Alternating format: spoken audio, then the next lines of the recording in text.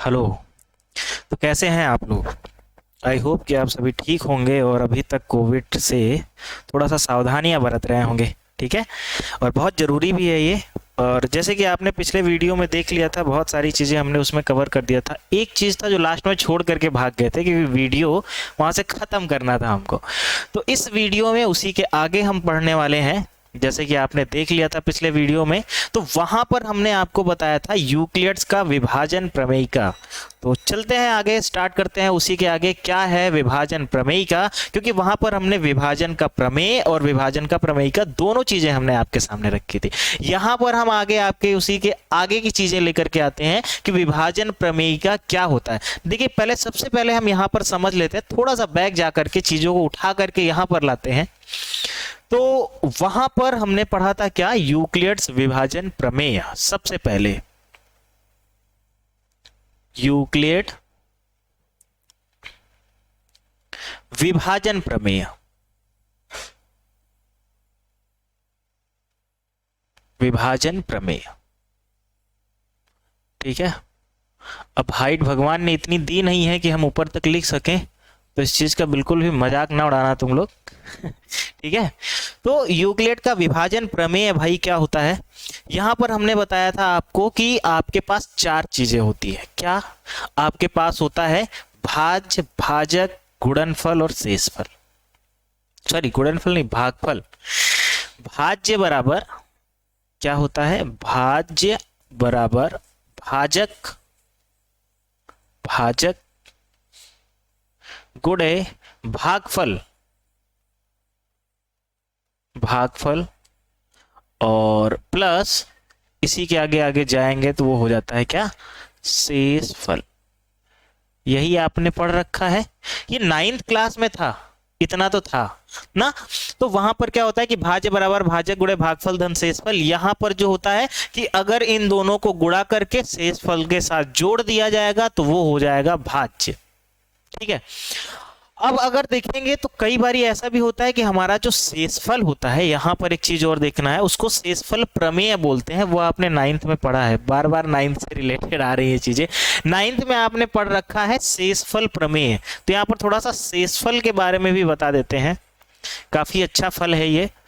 तो शेषफल में क्या होता है कि जो शेषफल होता है या तो वो 0 हो सकता है, और अगर 0 नहीं हो सकता है तो हमेशा ऐसा होगा कि जो हमारा भाजक होगा, जो हमारा भाजक होगा उससे हमेशा क्या होता है, ये हमेशा ऑलवेज आप देखेंगे कि ये छोटा होता है। भाजक हमेशा बड़ा होगा और जो शेषफल होगा वो हमेशा छोटा होता है। और छोटा हो सकता है, लेकिन कितना छोटा, 0 हो सकता है। अच्छा, एक चीज और, कभी भी शेषफल ऋणात्मक नहीं हो सकता, ये भी आपको ध्यान में रखना है। शेषफल कभी भी ऋणात्मक नहीं हो सकता है। इसका मतलब शेषफल क्या हो सकता है, होल नंबर हो सकता है, संपूर्ण संख्या हो सकता है, 0 से आगे कुछ भी हो सकता है। लेकिन एक चीज और याद रखनी है, शर्त दूसरी हमारे पास ये है कि वो भाजक से क्या होना चाहिए, हमेशा छोटा होना चाहिए मेरे बच्चों, तभी आएगा आपका आंसर। एक चीज और, जो ये तो हो गया शेषफल भाई। अब आगे देखते हैं शेषफल के बाद क्या होता है। देखिए, यहां पर एक चीज और आपको ये याद रखना है कि अगर हमको लाना है वास्तविक संख्याएं, आभासी संख्याओं की बात नहीं किया जा रहा है, अगर हमको वास्तविक संख्याएं लानी है तो मोस्टली क्या होता है कि जो आपका भाजक होता है, भाजक और भाज्य, यहां पर दो चीजें हम बताने वाले हैं, भाजक और भाज्य। ठीक है। देखिएगा, अब अगर भाजक और भाज्य दोनों बराबर है तो वहां पर भागफल क्या आने वाला है, 1, और शेषफल आने वाला है 0। लेकिन अगर भाजक बड़ा हो गया और भाज्य छोटा हो गया तो उसका मान क्या होने वाला है बेटा, उसका मान आने वाला है दशमलव संख्याओं में।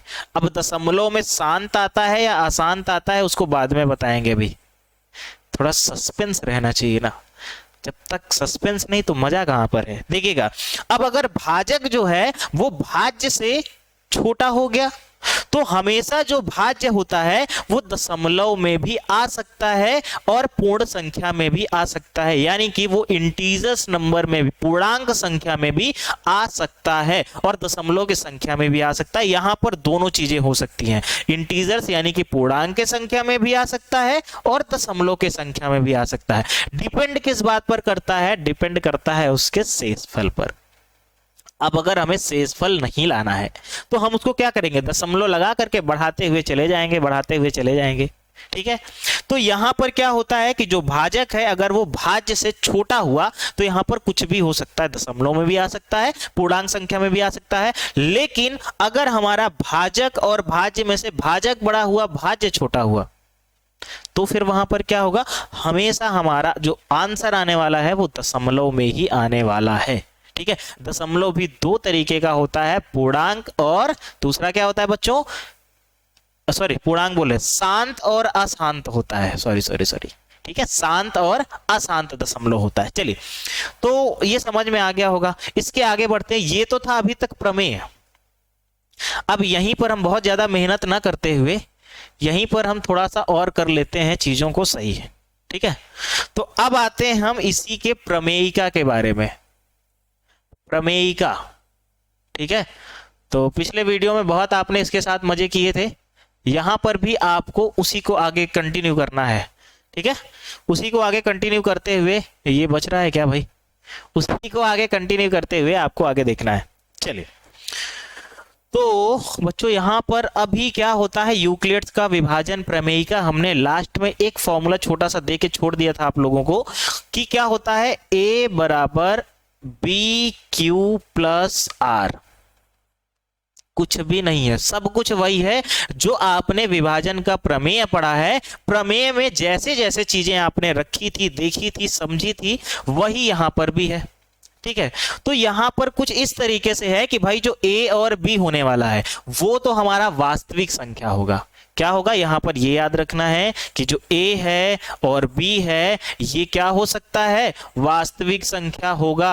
और हो सकता नहीं है, होगा ही होगा, कंफर्म वास्तविक संख्याओं का होगा ये, a और b का मान वास्तविक संख्याएं होंगी।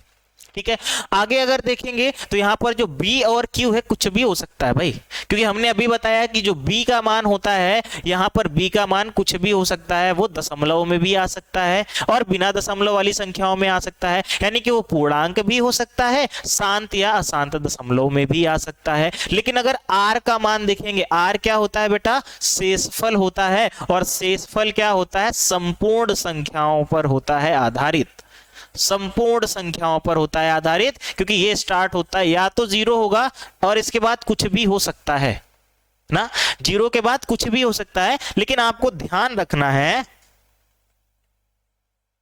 आपको ध्यान रखना है क्या कि जब भी देखेंगे जो r होता है वो हमेशा किससे छोटा होगा? r हमेशा किससे छोटा होगा बेटा? b की वैल्यू से हमेशा छोटा होना चाहिए, और होता है, चाहिए नहीं, कंफर्म होता है। ठीक है, तो ये हमेशा b के मान से छोटा होता है। अब आइए एक छोटा सा उदाहरण लेते हैं और आपके सामने उसी को प्रस्तुत करते हैं। ठीक है, चलिए, तो पेज की बचत ना करते हुए, क्योंकि यहां खराब थोड़ा ना होने वाला है, तो अगले पेज में चलते हैं और वहां पर हम समझते हैं क्या। एक छोटा सा उदाहरण लेते हैं। सपोज दैट हमारे पास दिया गया है 25, इसको करना है डिवाइड 3 से। ठीक है, तो जब 3 से इसको भागाकार करते हैं तो यहां पर क्या हो जाता है बेटा? यहां पर हो जाता है 3 अठे 24, और इसके बाद क्योंकि यहां 25 है तो आपका 1 बच जाता है शेषफल। ठीक है, यहीं पर एक और संख्या लेते हैं, 25 ही लेते हैं और उसको इस बार 5 से भागाकार करते हैं, तो ये 5 बारी में जाता है और हमारा शेषफल आ जाता है क्या? 0। अब यहां पर देखिएगा कि आप जितनी भी संख्याएं ले सकते हैं। एक और लेते हैं। चलिए, इस बार लेते हैं हम 22 और इसको करते हैं डिवाइड 2 से। तो 2 से डिवाइड करेंगे तो आ जाएगा 11 और यहां पर आ जाएगा 0। कुछ चीजें यहां पर हैं जो कि बहुत ध्यान देने वाली हैं। वन ऑफ देम आपको एक एक करके बताते हैं। देखिए, यहां पर जब आपने देखा तो यहां पर जो इसका शेषफल था, यहां पर जो इसका शेषफल था, ठीक है, वो क्या आया है बेटा 1, जो कि 3 से क्या है, 3 से क्या है, छोटा है। यहां पर देखेंगे शेषफल को किससे लिखते हैं, r से लिखते हैं। तो यहां पर अगर हम देखेंगे कि जो हमारा शेषफल है वो क्या आया है 0, और वो किससे छोटा है 5 से। यहां पर अगर हम देखेंगे तो शेषफल क्या आया है 0, जो कि किससे छोटा है 2 से। तो शेषफल तो हमेशा छोटा होगा हमारे किससे, भाजक से। लेकिन अगर हम भाजक की बात करें और भागफल की बात करें तो उसकी कोई जरूरी नहीं है, उसमें कोई ऐसे रूल्स फॉलो नहीं होते हैं। देखिएगा यहां पर अगर हम देखें तो 3 और 8 में कौन बड़ा है 8, यानी कि यहां पर कौन बड़ा हुआ, यहां पर बड़ा हुआ भाजक, और भागफल में भागफल बड़ा हो गया। यहां पर देखेंगे तो भाजक और भागफल दोनों बराबर हो गए। यहां पर वापस देखते हैं तो भाजक और भागफल में से भागफल बड़ा हो रहा है। तो इसका मतलब यह है कि भाजक और भागफल में कोई ऐसी क्राइटेरिया नहीं है, उसमें से कुछ भी बड़ा हो सकता है, इनमें दोनों में से कोई भी बड़ा हो सकता है, कोई भी छोटा हो सकता है। लेकिन अगर बात करें शेषफल की तो शेषफल हमेशा किससे छोटा होता है, हमेशा छोटा होता है भाजक से हमारे। और इसके साथ यह भी याद रखना है कि उसका आंसर 0 से लेकर के कुछ भी हो सकता है, ऋणात्मक नहीं होगा। ठीक है। अच्छा एक बात हम यहां पर पूछना चाह रहे हैं, क्या भागफल हमारा ऋणात्मक हो सकता है, क्या हो सकता है, बिल्कुल हो सकता है भाई। यहां पर जो भागफल होता है वो ऋणात्मक हो सकता है, वो ऋणात्मक यानी कि ऋणात्मक संख्याएं हो सकती हैं कुछ भी, लेकिन यहां पर शेषफल कभी भी ऋणात्मक नहीं होगा। क्लियर इतना, ऑल सेट। आगे चलिए बढ़ते हैं आगे।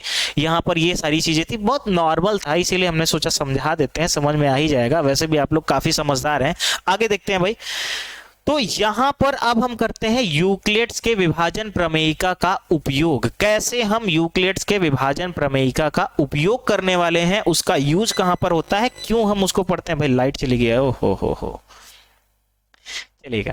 तो यहां पर कैसे हम उसका करने वाले हैं यूज, आइए देखते हैं। तो देखिए यहां पर उसका यूज दो तरीके से किया जाता है। एक तो हम आपको बताएंगे मैथमेटिकली मेथड भाई, क्योंकि अलजेब्रा पढ़ रहे हैं तो उसका भी तो कहीं ना कहीं यूज होना चाहिए। तो आइए देखते हैं पहले अलजेब्रिक मेथड से कि कैसे हम बीजगणितीय पदों में उसका यूज करते हैं, कैसे उसका प्रयोग किया जाता है। तो पहले उसको हम देख लेते हैं और इसके बाद कोई नंबर्स लेते हैं उसका। तो हमने बताया था लास्ट वाले वीडियो में क्या, कि आपको यूक्लिड्स के विभाजन प्रमेयिका का यूज तब करना होता है जब आपको किन्हीं भी दो संख्याओं का निकालना होता है, क्या, HCF यानी कि मासा, तभी आप यूज करते हैं। तो आइए देखते हैं पहले। सपोज दैट आपके पास दो नंबर हैं A और B, बहुत आ रहे हैं ये, काफी ढीठ नंबर है। A और B आपके पास दो नंबर हैं। अब इन दोनों नंबरों में क्या करना है आपको, अगर निकालना होगा क्या HCF यानी कि मासापा, तो पहला स्टेप जो होता है, यहां पर स्टेप वाइज ध्यान दीजिएगा, जो पहला चरण होता है चरण नंबर 1, वो क्या होता है बेटा, वो ये होता है कि आपको A बराबर B कर देना है। यहां पर A और B लिखना है और इसको Q के साथ, क्योंकि कुछ भागाकार करेंगे इसमें, यानी कि भाग देंगे, कुछ भागफल आएगा और उसके बाद आ जाएगा आपका शेषफल। अब अगर आपका शेषफल आ गया 0 तो क्या हो जाएगा, जो हमारा B है यही हो जाएगा हमारा HCF। लेकिन अगर हमारा भागफल 0 नहीं आया तब क्या करेंगे गुरुजी, उसके लिए भी तो कोई ना कोई आंसर होना चाहिए कि अगर हमारा भागफल 0 नहीं आया तब क्या करेंगे। तब हम दूसरे चरण का शुभारंभ करेंगे और दूसरे चरण में हम क्या करेंगे बेटा, यहां पर दूसरे चरण में क्या होगा कि अभी तक जो B था, यानी कि अभी तक जो भाजक था वो हो जाएगा भाज्य, वो हो जाएगा भाज्य। बहुत ध्यान से देखिएगा, छोटे स्टेप्स है भाई। अभी तक जो भाजक था वो बन जाएगा भाज्य और अभी तक जो शेषफल था वो बन जाएगा भाजक। प्रमोशन हो गया भाई दोनों का, ठीक है। अभी तक जो भाजक था वो बन जाएगा भाज्य और अभी तक जो शेषफल था वो बन जाएगा अभी भाजक। इसके बाद यहां पर आपको लिखना है अगेन C लिख देते हैं प्लस D लिख देते हैं। चलिए अब यहां पर जो C और D है देखेंगे, C क्या होगा, C होगा हमारा भागफल और D क्या होगा शेषफल। अब D अगर हमारा 0 आ चुका है तो ठीक है, लेकिन अगर डी 0 के बराबर नहीं आया है तब क्या करेंगे, वापस से ऐसे ही हम तीसरे चरण का कर देंगे शुभारंभ। चरण वाइज डालते हैं क्योंकि इसके कई सारे चरण हैं, ठीक है। तो तीसरे चरण का कर देते हैं शुभारंभ, और यहां पर अगेन जो अभी तक हमारा क्या था, फिर से वही ध्यान दीजिएगा, जो अभी तक हमारा था भाजक वो बन जाएगा अभिभाज्य, और जो हमारा था शेषफल वो बन जाएगा भाजक। इसके बाद यहां पर हो जाएगा E प्लस एफ। चलिए अब अगर मान लीजिए कि यहां पर आपका जो शेषफल है वो आ गया है 0। अब इतना तो समझ में आ गया ना कि स्टेप्स करने क्या है, क्या स्टेप करना है भाई। अगर 0 यानी कि जो हमारा शेषफल है वो 0 नहीं आया है तो आपको करना क्या है, जो आपका भाजक है भाजक को ले आना है भाज्य में, जो आपका शेषफल है उसको ले आना है आपको भाजक के प्लेस पर। और जब इतना हो जाएगा कि आप उन दोनों को कर दीजिए विभाजित, विभाजित करेंगे तो आपका अगर आंसर नहीं आया 0 तो फिर आप उसी को दोहरा देंगे उसी चरण को, और जैसे ही आपका आंसर 0 आ जाता है, यहां पर देखिएगा ये क्या हो गया, हमारा शेषफल 0 के बराबर हो गया। तो वहां पर देखिएगा जो आपका भाजक होगा उस चरण में जो आपका भाजक होगा वही आंसर हो जाएगा उसका, यानी कि यहां पर अगर देखेंगे तो इसका HCF क्या हो जाएगा बेटा, HCF इक्वल टू हो जाएगा D, क्योंकि जो लास्ट वाला स्टेप था, लास्ट वाले स्टेप में हमने देखा था कि लास्ट वाले चरण में हमने ये ध्यान दिया था कि जो हमारा भाजक है वो क्या है, डी है। इसीलिए क्योंकि इसके बाद वाले में हमारा शेषफल 0 आ गया था और 0 आने के बाद हमारा आंसर आ गया। तो आपको ये चरण याद रखने बहुत कठिन नहीं है, ऐसा कुछ था नहीं जो हमने बताया इसमें, लेकिन अब नई चीजें हैं तो थोड़ा सा तो प्रॉब्लम होता ही है। चीजें समझिएगा, थोड़ा सा देखिएगा, अब इसको और बेहतर कैसे समझ सकें और इसको बेहतर तरीके से कैसे समझ सकें, तो यहां पर लेते हैं एक छोटा सा क्वेश्चन और छोटे से क्वेश्चन को करते हैं सॉल्व। ठीक है, देखिएगा। चलिए, तो अगला जो हमारे पास एक क्वेश्चन है, ब्लर ब्लर, अरे कैसे, क्या ये क्या हो रहा है, इसको डर नहीं लगता बिल्कुल भी, हाँ हमारा चेहरा नहीं डिटेक्ट कर पा रहा। चलिए देखिएगा, क्या बताने जा रहे थे, आपको क्वेश्चन बताने जा रहे थे।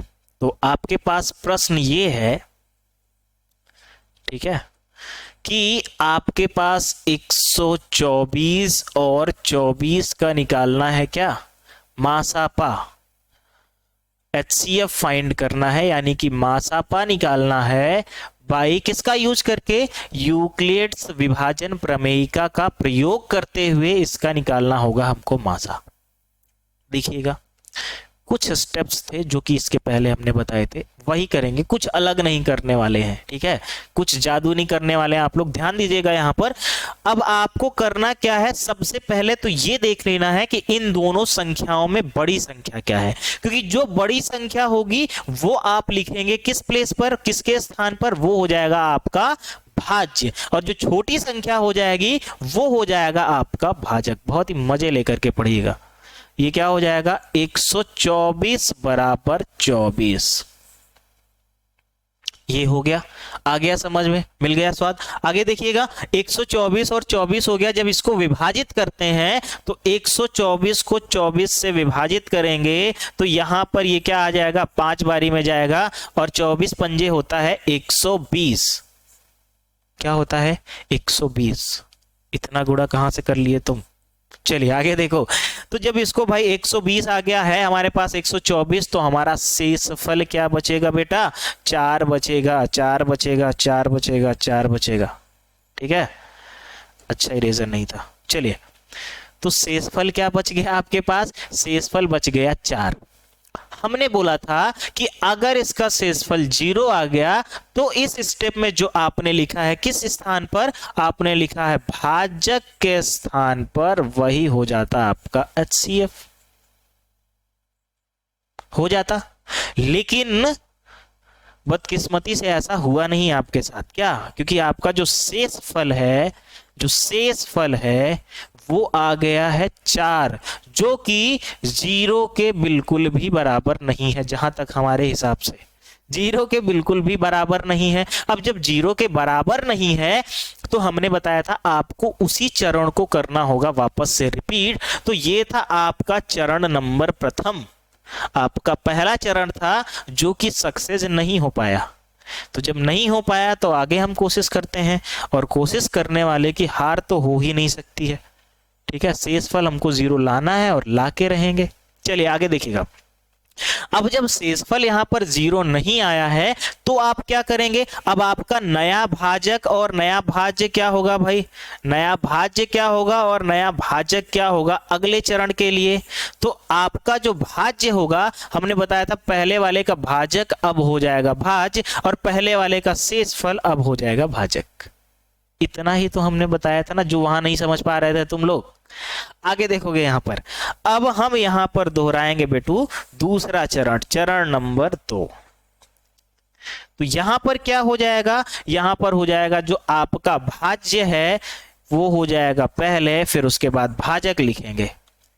जब आपके पास दो संख्याएं मिल चुकी हैं तो आपको करना है इन दोनों को भाग, और कर दीजिए ना भाई इन दोनों को, यानी कि 4 से इसको करेंगे, 4 छक्का 24, 4 छंग 24 हो जाएगा, और प्लस आ गया आपका आंसर 0। शेषफल आपका 0 आ गया भाई, यही तो चाहिए था। अखियां हरि दर्शन को प्यासी, यानी कि शेषफल 0 लाना था हमको, और वो आ चुका है, आ चुका है, इसी की जरूरत थी। तो हमने बताया था जैसे ही आपका शेषफल 0 आएगा तो उसके जस्ट ऊपर वाले चरण में देखिएगा, और वहां पर जो भी आपका क्या होगा, भाजक होगा, वही आपका हो जाएगा HCF। इसलिए अगर हम देखेंगे तो 124 का और 24 इन दोनों का अगर हम देखेंगे तो मासापा क्या हो जाएगा, क्या हो जाएगा 4, क्या हो जाएगा 4 हो जाएगा बेटू। यही आपको समझना था, समझ में आ गया इतना। आगे देखते हैं, यहां पर देखिएगा चीजों को एनालाइज कर लीजिएगा, नोटिस कर लीजिएगा। अच्छा, एक क्वेश्चन बहुत पूछा जाता है हमसे कि सर जैसे आप यहां पर लिखते हैं तो क्या ऐसे ही हम बोर्ड एग्जाम में भी लिख सकते हैं, क्या उसमें हमको मार्क्स मिल सकते हैं? तो भाई यहां पर हम आपको एक एक चरण, पहली बात तो हम मोस्टली क्वेश्चन का आपको यहां पर हल देने वाले हैं। ठीक है, तो जब हल देने वाले हैं तो लिखना कैसे है वो आपको समझना है, कितना सजा के लिखना है। वैसे मोस्टली चीजें हम यहाँ पर ऐसे करके लिख देते हैं कि आपको एक एक चीजें समझ में। अब जैसे यही क्वेश्चन की अगर हम बात करें तो इसको हमने इतनी बेहतरीन तरीके से एक एक चरण करके हमने एक एक स्टेप ऐसे बताया है कि अगर आप इसको इस तरीके से लिख दिए तो कोई भी ऐसा माएगा लाल होगा ही नहीं जो इसको नंबर आप देने से रोक सके, अपने आप को रोक ही नहीं पाएगा, देखेगा तुरंत नंबर दे देगा। बस आपको केवल चरण ही ध्यान नहीं देना है, उसके साथ ये भी ध्यान देना है कि आप लिखें भी सही। ठीक है, क्योंकि अगर आप लिखेंगे नहीं सही तो नंबर कहां से मिलने वाले हैं। तो हाँ, जैसा हम यहां पर आपको बताने वाले हैं यही आपको सेम टू सेम लिखना है, इसी तरीके से आपको लिखना है बोर्ड एग्जाम में। यहां पर हम एकदम हल्का, यानी कि सॉल्यूशन जो आपको बताते हैं वो एकदम क्लियर बताते हैं कि ऐसे ही आप अपने कॉपी में लिख सके। ठीक है, तो यहां पर एक क्वेश्चन था जो कि समझ में आ गया होगा आपको बहुत ही अच्छे तरीके से। एक और इसी टाइप का लेते हैं क्वेश्चन और उसको भी करते हैं यहां पर, ठीक है, सॉल्व। चलिएगा, अब यहां पर दूसरा जो क्वेश्चन है भाई, तो दूसरा हमारे पास क्वेश्चन है कि 1188 और 1188 और 504, 1188 और 504 ये हमारे पास अगला प्रश्न दिया गया है। ठीक है, अगला है प्रश्न संख्या 2। अब करना क्या है इसमें भाई, इसका भी हमको फाइंड आउट करना है, क्या HCF क्या होगा।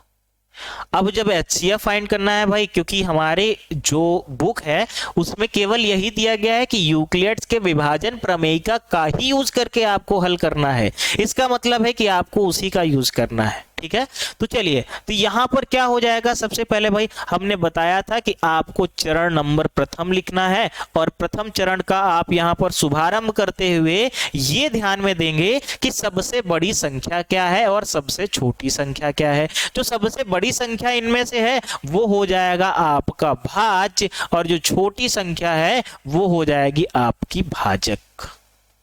हो जाएगी, बिल्कुल हो जाएगी। अब आप करेंगे क्या, अब आप करेंगे 1188 को 504 से विभाजित, और जब आप इसको विभाजित करेंगे तो ये 2 बारी में जाएगा। क्यों? क्योंकि यहां पर हो जाएगा 1008, 1008 ना। तो जब आप इसको विभाजित करेंगे तो यहां पर 2 बारी में जाएगा, और क्योंकि शेषफल क्या बचने वाला है, 1008 है, यहां पर 1188 है, इसको अगर आप माइनस कर देते हैं तो आपके पास आ जाता है क्या, 180। क्या आ जाता है, 180। चलिएगा, देखिएगा, ये आपको समझाने के लिए ही हम यहाँ पर स्टेप्स बताए थे। तो ये हो गया इरेज, हम तो बहुत आसानी से कर लेते हैं भाई, मैजिक है हमारे पास। आगे देखिएगा, अब यहां पर अगर हम देखेंगे तो हमारा जो शेषफल है बेटा, शेषफल क्या आ जाएगा, शेषफल आ गया है 180, जो कि 0 के बराबर यहां पर नहीं दिया गया है। ये जेड नहीं है, बराबर हमने लगाया था, गलती से हो गया है, ठीक है। तो ये 0 के बराबर बिल्कुल नहीं है। अब जब 0 के बराबर नहीं है तो हम क्या करेंगे, हमको तलाश है अपने अगले शिकार की, अपने अगले भाज्य और भाजक की। तो हमने इसके पहले चरण में भी बताया था कि अब यहां पर चरण द्वितीय हम स्टार्ट करते हैं। चरण दूसरा हमको शुभारंभ किस वजह से करना पड़ा, क्योंकि हमारा शेषफल 0 नहीं आया है। तो जब शेषफल 0 नहीं आया है तो आपको इसके पहले वाला जो भाजक था वो यहां पर हो जाएगा भाज्य, और जो वहां पर था शेषफल वो यहां पर हो जाएगा भाजक। इतना समझ में आ गया? पहले वाले स्टेप में भी तो ऐसे ही किए थे, इसके पहले वाले क्वेश्चन के स्टेप्स में, ठीक है। अब यहां करेंगे क्या, आप 504 को विभाजित कर देंगे 180 से, और जैसे ही आप यहां पर 180 से, तो जैसे ही आप यहां पर इसको विभाजित करते हैं, कितनी बारी में दो जाता है, क्योंकि ये हो जाता है 360, और यहां पर देखेंगे 504 को 360 से करेंगे माइनस। अच्छा, ये 2 बारी में गया, यहां पर लिख देते हैं 2 बारी में, ठीक है। अब जैसे ही इसको करते हैं हम यहां पर माइनस, तो ये हो जाता है 4, और ये हो जाता है 10 में से 6 गया 4, और ये हो गया 144। क्या हो गया बेटा, 144। चलिए, फिर से वही आपका जो शेषफल था बेटा वो क्या आ चुका है इस बारी, जो आपका शेषफल था वो आ गया है 144। और बेटा जब तक आप इसको दोहराएंगे, जब तक कि शेषफल 0 के बराबर हो नहीं जाता। अब 144 0 तो नहीं है ना 0 के बराबर, तो जब नहीं है तो आपको उदाहरण के लिए और आगे चरण प्रस्तुत करने पड़ सकते हैं। तो यहां पर हम शुभारंभ करते हैं अपने तीसरे चरण की ओर, और जैसे ही तीसरे चरण की ओर रखते हैं तो यहां पर हमारा आंसर ये हो जाता है 180। ये हो जाएगा, पहले वाले में भाजक था, यहां हो जाएगा भाज्य, और वहां पर 144 दिया था भागफल या सॉरी शेषफल, और यहां पर हो जाएगा भाजक। क्लियर हो गया इतना? आगे देखते हैं बेटा। अब 180 बराबर 144, क्योंकि 180 से जब 144 को करेंगे विभाजित, तो सबसे पहली बात तो ये एक बारी में जाने वाला है, बिल्कुल। अब 180 में से 144 को कर देंगे माइनस, तो जब 144 में से कर देंगे माइनस, तो 10 में से 4 गए 6 आया, 7 में से 4 गए 4 3 4 5 6 4 4 8, यहां पर 4 3 7 हो जाएगा। अरे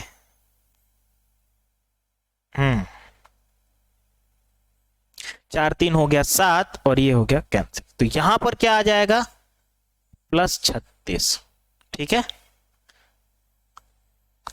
अगेन देखेंगे कि जो हमारा शेष फल था बेटा, फिर भी अभी तक हमें सफलता हाथ नहीं लगी, क्योंकि वो क्या आया है 36, जो कि 0 के बराबर नहीं है। अब जब 0 के बराबर नहीं है तो आप अपना अगला चरण बढ़ा देंगे, और अगला चरण हो जाएगा आपका चरण नंबर 4। वैसे आपके पास 2 ही चरण होते हैं, लेकिन यहां पर 4 चरण आ चुके हैं। इस बारी क्या हो जाएगा, 144 यहां पर हो जाएगा बराबर 36 से आपको करना होगा इसको भाग, और जब आप 36 से इसको करते हैं भाग तो 4 बारी में जाता है, 36 चौके 144, और जैसे ही एक बार 4 बार में ले जाते हैं तो जो हमारा शेष फल होता है बेटू वो क्या हो जाता है, 0 हो जाता है। अब अगर शेष फल 0 हो जाएगा, यही तो आपको चाहिए था, शेष फल क्या हो गया आपका 0 आ चुका है बच्चों। और जैसे ही शेषफल 0 आएगा तो हमने क्या बताया था, आपको लिखना क्या है, जो आपके पास संख्याएं हैं 1188 और 508, क्या है, 4 है, सॉरी, 1188 और 504 का मासापा क्या हो जाएगा बच्चों?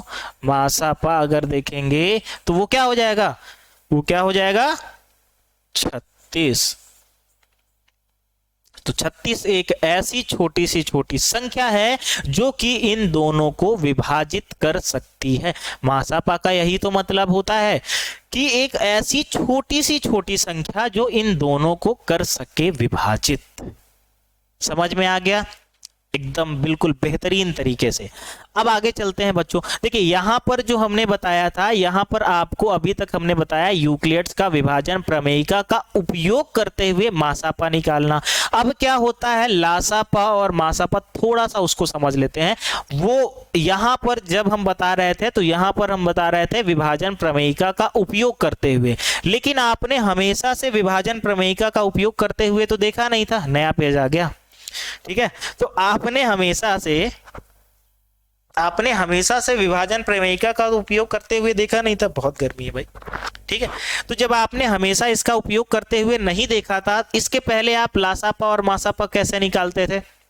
देखिएगा आपकी जो बुक्स में है उसी के अकॉर्डिंग हम बताने वाले हैं, यहाँ पर कुछ अलग नहीं बताने वाले हैं, तो आप बिल्कुल भी डरिए नहीं, ठीक है। चलिएगा, तो यहां पर हम बताएं क्या कि आपने इसके पहले कैसे निकालते थे, कि कैसे लासापा और मासापा आता था। तो भाई इसके पहले जब आप इसको हल करते थे तो आप वहां पर करते थे प्राइम नंबर्स, यानी कि पूर्णांक, सॉरी भाज्य संख्या है, जो जितनी भी अभाज्य संख्याएं हैं उसके पदों में उसको आप विभाजित कर लिया करते थे उसके पदों में। जैसे कि अगर आपके पास 8 है तो 8 को क्या करते थे आप? अभाज्य संख्या में कर लेते थे विभाजित। अगर आपके पास 6 है तो आप करते क्या थे इसको? अभाज्य संख्या में विभाजित कर लेते थे बच्चों। इतना ही तो करते थे। अब यहां पर देखिएगा, यहां पर कुछ मैजिक नहीं करने वाले, ठीक है। यहां पर देखिएगा आप इसको क्या लिख सकते हैं? 2 की घाते 3, क्योंकि 3 बारी 2 है। इसको क्या लिख सकते हैं? 2 गुणे 3, क्योंकि 2 की घाते 1 और 3 की घाते 1, बात तो वही है, ठीक है। अब देखिएगा अगर बच्चों यहां पर इसका मासापा निकालना होता या फिर अगर यहां पर इसका लासापा निकालना होता, ध्यान से देखिएगा इस चीज को। अगर ये आपको करना होता सॉल्व, तो आप यहां पर क्या करते? आप यहां पर देखिएगा, यहां पर अगर हमको मासापा निकालना होता तो देखते जो दोनों में कॉमन है। पहले तो दोनों में कॉमन क्या है? 2 और 2 यही कॉमन है। 3 तो दोनों में प्रेजेंट है नहीं, 3 दोनों में नहीं है, तो इसका मतलब 2 दोनों में प्रेजेंट है। और जब 2 दोनों में प्रेजेंट है तो उसमें से जो उसकी न्यूनतम घात होती है, क्या न्यूनतम, यानी कि छोटी सी छोटी घात वाली संख्या जो होगी उसको आप यहां पर लिख देंगे। अब देखिएगा छोटी घात वाली संख्या क्या है? 2। यहां पर 2 की घाते 3 था, यहां पर था 2, तो वो आपने लिख दिया।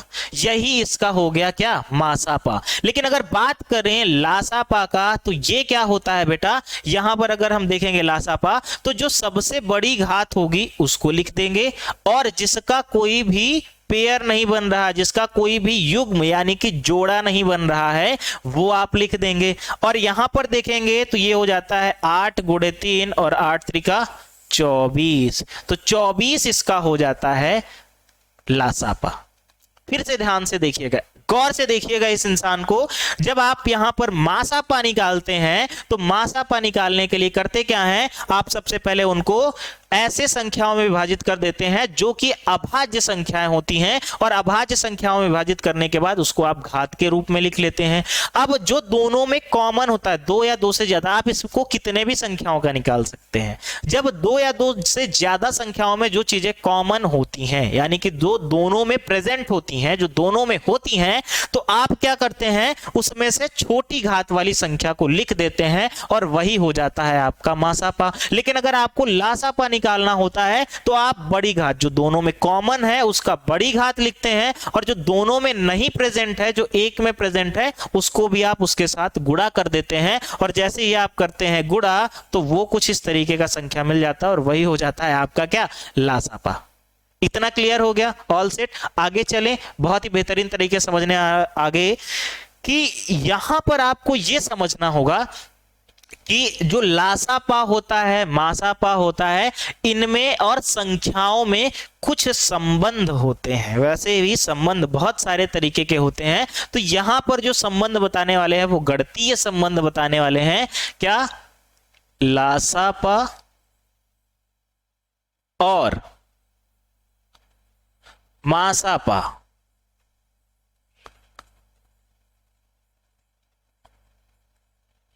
में संबंध।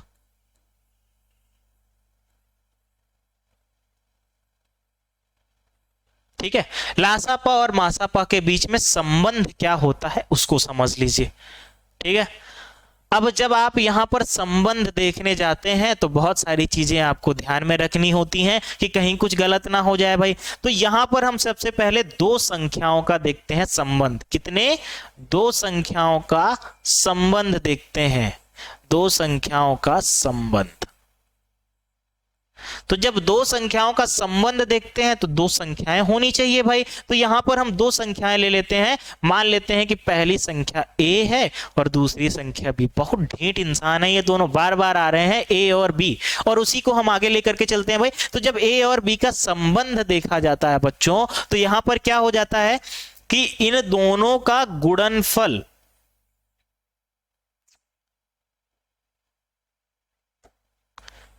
इन दोनों का गुणनफल इनके लासापा, इन दोनों संख्याओं के लासापा और इन दोनों ही संख्याओं के मासापा के गुणनफल के बराबर होता है। दो संख्याओं का गुणनफल उनके लासा, उन्हीं दोनों संख्याओं के लासा और उन्हीं दोनों संख्याओं के मासापा के बराबर होता है। ये है इन दोनों के बीच में क्या बेटा? संबंध। और ये बहुत ही इंपॉर्टेंट है क्योंकि आप में ऐसे क्वेश्चंस इससे रिलेटेड दिए गए हैं। ठीक है, तो यहां पर हम उदाहरण के तौर पर ले लेते हैं उन्हीं दोनों संख्याओं को। क्या? हमारे पास दो संख्याएं, इसके पहले जो आपने पढ़ी थी, आपने दो संख्याओं में से एक 8 पढ़ा था, दूसरा 6 पढ़ा था। तो यहां पर ध्यान ना दीजिएगा आगे बढ़ते हुए। चलिए, जब हम 8 लेते हैं और 6 लेते हैं, ठीक है, तो इनका लासा और मासापा कितना आया था भाई? लासा आया था 24 और मासापा आया था 2। तो यहां पर हो जाएगा 24 गुणे 2। आगे देखते हैं भाई। अब देख लेते हैं कि जो हमने बताया आपको वो सही भी है। वो उदाहरण दे करके देख लेते हैं एक भाई, कि हमने इतना अच्छा सा यहां पर आपको एक सूत्र बता दिया, एक फॉर्मूला बता दिया, तो क्या वो फॉर्मूला सही है, काम कर भी रहा है कि नहीं? तो मतलब एक बार चेकिंग तो बनती है भाई ना। तो उसी को हम यहां पर देखने जा रहे हैं। देखिएगा, 8 छंग 24, 8 छंग 48, हमको गुणा आना भूल गया लग रहा है, और 24 दूना 48। तो देखिएगा यहां पर दोनों संख्याएं हो जाएंगी बराबर दोनों तरफ, यानी कि हमारा जो दायां पक्ष है और बायां पक्ष है दोनों ही बराबर आ रहा है। इसका मतलब क्या है कि जो हमने लिखा है यहां पर फॉर्मूला, जो हमने लिखा है यहां पर सूत्र, वो है एकदम सही। ठीक है, अब इस पर कैसे, इस पर आधारित क्वेश्चन कैसे आते हैं वो भी आप समझ लीजिए। तो इस पर आधारित अगर क्वेश्चन की बात करेंगे तो वो कुछ इस तरीके से आते हैं कि आपको दो संख्याएं दे दी जाएंगी, सपोज दैट मासापा दे दिया गया, लासापा निकालना है। या फिर आपको कुछ इस तरीके से क्वेश्चन दे दिया गया कि दो संख्याएं दे दी गई, मासापा दे दिया गया, लासापा निकालना है। या फिर आपको दे दिया गया कि एक संख्या दे दी गई, उनका लासापा और मासापा दे दिया गया दोनों संख्याओं का, तो दूसरी संख्या क्या होगी वही पूछ लिया। अब दूसरी संख्या में से कोई भी एक संख्या इसमें से गायब किया जा सकता है। तो इस टाइप के कुछ क्वेश्चन आप में बुक्स में दिए गए हैं, आप देखेंगे तो वहां पर आपको मिल जाएंगे। ठीक है, तो भाई ये तो हुई बात किसकी, आपके पास जब दो संख्याएं होती हैं। अब अगर आपके पास दो संख्याएं हैं तो आप तो वहां पर यूक्लिड्स विभाजन प्रमेयिका का भी तो यूज कर सकते हैं। तो ये कौन सा इतना हमने अलग से चीजें बता दिया, ऐसा बिल्कुल है नहीं। तो हमको कुछ और अलग करना चाहिए। तो अब जो हम यहां पर बताने जा रहे हैं वो आपको बहुत आगे तक, यानी कि जो एसएससी लेवल है ना वहां तक ले जाने वाला है। और ये सोचिए आपकी 9th क्लास और 10th क्लास की बुक्स में आप में ऐसे ऐसे क्वेश्चंस दिए गए हैं, ऐसे ऐसे फॉर्मूले दिए गए हैं जो कि आपको बहुत आगे तक याद करके रखना है। होता क्या है कि जब हम छोटी क्लास में होते हैं तो वहां पर हम चीजों को ध्यान से नहीं पढ़ पाते हैं और आगे जाते हैं तो वहां पर बहुत प्रॉब्लम होने वाली है। ठीक है, तो इसलिए यहीं से ध्यान दे करके चलते हैं ना। तो आइए चलते हैं हम अपने अगले शिकार की तरफ, और वहां पर हमको मिलता है क्या, 3 संख्याएं। अब भाई 2 संख्याएं थी तो हमने बहुत ही आसान तरीके से हमने हल कर लिया। अब लेकिन अगर हमारे पास 3 संख्याएं हो गई तब उनको कैसे करेंगे? तो सर यहां पर देखिएगा, अगर हमारे पास 3 संख्याएं होती हैं तो उनमें कैसे हम करते हैं हल, तो वहां पर कैसे सूत्र का किया जाता है उपयोग। तो हम एक एक करके 2 फॉर्मूले आपके सामने लिखने वाले हैं। तो जो पहला सूत्र है वो ये, अभी यहां पर देखिएगा हम बहुत ही शॉर्ट में लिखने वाले हैं भाई, बार बार लासापा मासापा लिख रहे हैं, गंदा लग रहा है। तो इस बार एलसीएम और एचसीएफ लिख देते हैं, समझ जाइएगा ना हमारी फीलिंग्स को, भावनाओं को समझिए, और क्या कह सकते हैं अभी। तो आइए देखते हैं यहां पर, अगर हमको 3 संख्याएं, जैसे हमारे पास 3 संख्याएं हैं ए बी और सी, अगर ये हमारे पास 3 संख्याएं हैं तो इन तीनों संख्याओं में से लासापा और मासापा कैसे निकाल सकते हैं भाई? तो इन तीनों संख्याओं का अगर हमें सबसे पहले निकालना होगा लासापा, तो देखिएगा कैसे, यानी कि एलसीएम अगर आपको फाइंड करना हुआ, अब ए बी सी का ही एलसीएम आप फाइंड करेंगे, तो LCM of A B C, तो ये किसके बराबर हो जाएगा भाई? पहले तो इन्हीं तीनों संख्याओं का कर देंगे आप गुणा, और जब इन्हीं तीनों संख्याओं का आप कर देते हैं गुणा, तो ये किसके बराबर हो जाता है? एलसीएम। यहां पर अगर एलसीएम निकालना है तो इन तीनों संख्याओं को आपको करना होगा एचसीएफ, और अपॉन में यानी कि डिवाइड करेंगे आप किससे इसको, तो आप करेंगे इन्हीं तीनों संख्याओं में से 2 संख्याओं का एचसीएफ यानी कि मासापा निकाल करके। तो यहां पर लिखेंगे एचसीएफ ऑफ ए बी गुणे एचसीएफ ऑफ बीसी गुणे एचसीएफ ऑफ सी ए। ठीक है, तो ये हो गया आपका एक यूनिक मेथड, एक यूनिक फॉर्मूला, जब आपके पास 3 दिए हो नंबर्स और उनका निकालना होगा एलसीएम। ठीक है, अच्छा अब इसका यूज कहां पर करते हैं भाई? बोल दिया गया सर हम डायरेक्ट भी तो कर सकते हैं, आप हम इससे ही क्यों करें? तो होता क्या है, जब आपके पास बहुत बड़ी बड़ी संख्याएं हो जाती हैं तो बड़ी संख्याओं को आपको एक बारी में निकालना बहुत ही मुश्किल नहीं, बहुत ही ज्यादा प्रॉब्लम में डाल सकता है। तो आपको वहां पर इसका यूज करके आप बच सकते हैं, बहुत ही आसानी से छोटे छोटे स्टेप में सॉल्व कर सकते हैं। ठीक है, तो इसका उपयोग वहां पर किया जाता है। अगला दिया जाता है क्वेश्चन नंबर 2 कि अगर आपको इसी का HCF निकालना हो, HCF of A, B and C, तो आप कैसे करेंगे इसको हल? तो भाई जब आपको HCF करना होगा फाइंड, तो सबसे पहले इन तीनों संख्याओं को कर देना है गुणाकार। इन तीनों संख्याओं के गुणे से हमको इन तीनों संख्याओं का एलसीएम निकाल करके कर देना है गुणा, और जस्ट उसी का अपोजिट अब 2 संख्याओं का इस बारी एलसीएम लेकर के कर देना है गुणा। क्या? 2 संख्याओं का एलसीएम, 2 संख्याओं का एलसीएम निकालना है। ठीक है, और जब ऐसे कर देते हैं तो हमारा आ जाता है क्या? HCF आ जाता है बच्चों। तो यहां पर हमको 2 फॉर्मूले मिल गए। अब इससे रिलेटेड बहुत सारे क्वेश्चंस होंगे, तो जब आएंगे प्रश्नावली में तो कराएंगे। ठीक है, अभी हम यहां पर केवल आपको फॉर्मूला बता रहे हैं, यानी कि केवल इंट्रोडक्शन आप समझ लीजिए कि हम चैप्टर्स में क्या पढ़ने वाले हैं वो बताने वाले हैं। ठीक है, अच्छा एक क्वेश्चन बहुत आता है कि सर ये सारी चीजें हम पढ़ते ही क्यों हैं? हमको इसके पढ़ने की क्या जरूरत है, क्या उपयोग है हमारे इस लाइफ में इस चीज का, हम क्यों पढ़ते हैं? तो भाई इसका बहुत उपयोग है। आप हैं क्या? आप हैं इंसान, और इंसान कब बनता है? इंसान तब बनता है जब आपके अंदर होता है शिक्षा, यानी कि एजुकेशन। ठीक है, तो जब आपके अंदर होता है ये, तो यही एक ऐसा टर्म है जो कि आपको इंसान से इंसान बनाता है, यही एक ऐसा टर्म है। ठीक है, तो बहुत इंपॉर्टेंट है कि हम एजुकेटेड हों। ठीक है, और क्योंकि जैसे ही हम एजुकेटेड हो जाते हैं, हमारा जो माइंड है, हम भाई इतना सारा कैलकुलेशन करते हैं बहुत ही कम समय में, तो इसका मतलब यह है कि हमारे सोचने की जो शक्ति है, जो क्षमता है, वो बढ़ रही है। ना। तो इसीलिए हम केवल पढ़ते हैं कि हर एक चीज को हम बहुत ही जल्दी बहुत ही अच्छे तरीके से एनालाइज कर सकें बस। और पढ़ने का कोई मतलब नहीं है ये जो सारी चीजें, क्योंकि ये कहीं आने वाली भी नहीं है हमारे लाइफ में। इसका क्या उपयोग है? कुछ भी नहीं है, ठीक है। लेकिन इसका उपयोग हमारे जनरल लाइफ में बहुत ज्यादा है कि वहां पर हमारा जो माइंड होता है उसको एकदम ये चेंज करके रख देता है। शिक्षा चीज ही ऐसी है जो इंसान को इंसान बना देती है, यानी कि बदल देती है पूर्ण तरीके से, ठीक है। तो आइए बहसबाजी ना करते हुए आगे बढ़ते हैं। तो यहां पर ये चीजें आपको मिल चुकी हैं, ठीक है। अब इसके बाद हमको क्या पढ़ना होता है? इसके बाद हमको यहां पर ये पढ़ना होता है जो अगले वीडियो में हम आपको बताने वाले हैं। वो आपको हम यहां पर ये बताने वाले हैं कि आप कैसे किसी भी नंबर्स को ये सिद्ध कर सकते हैं कि वो परिमेय है या फिर अपरिमेय। तो आपको एक क्वेश्चन आता है इसमें से, कंफर्म एक क्वेश्चन आता है कि आप किसी भी नंबर की अपरिमेयता सिद्ध करके दिखाइए। तो वहां पर हम आपको 3 क्वेश्चन लेकर के आएंगे, बहुत ही अच्छे तरीके से और शॉर्ट ट्रिक से आपको समझाने वाले हैं।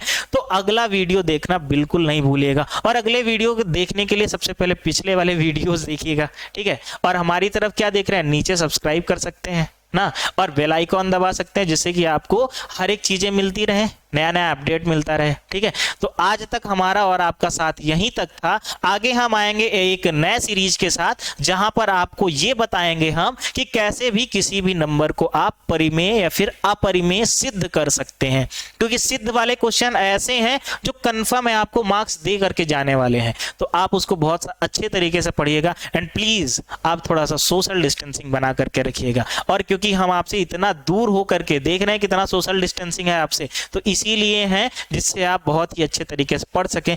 आपकी पढ़ाई नहीं रुकनी चाहिए, क्योंकि आपसे ही हमारे देश का भविष्य है, ठीक है। तो आप बहुत ही ध्यान से रखिएगा अपने आप को, अपने परिवार को सुरक्षित रखिएगा, और जो गाइडलाइंस है उसको फॉलो करिएगा, क्योंकि बहुत ही ज्यादा कोविड स्प्रेड हो रहा है। तो अपने आप को बचा करके रखिए, और तब तक के लिए हम चलते हैं। और आपको ध्यान रखना है कि कल ऐसे ही आपको इसी टाइम पर वीडियोस मिलती रहेंगी। तो अब यहाँ पर ये बहुत लंबी सीरीज है, आपको हमने बताया था ना, बहुत लंबी सीरीज चलने वाली है 100 दिनों का, और वो भी बिल्कुल फ्री भाई, कुछ भी नहीं करना आपको। 100 दिनों का एक लंबा सा कोर्स आने वाला है एकदम फ्री, और इसमें ऐसा हो जाएगा, मतलब चैलेंज कर रहे हैं आपको कि कहीं से इससे बाहर से क्वेश्चन नहीं आने वाला आपके बोर्ड एग्जाम में, ठीक है।